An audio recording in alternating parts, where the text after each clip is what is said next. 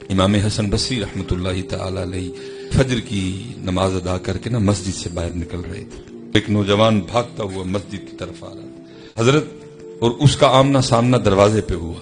حضرت سے عرض کرتے ہیں حضرت جماعت ہو گئی؟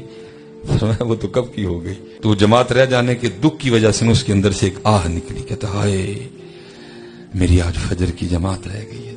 جماعت رہ جانا دور حضرت، تو ہمیں تو کتنے سال ہو گئے، ہم نے تو کبھی نماز بھی نہیں پڑھی ہے.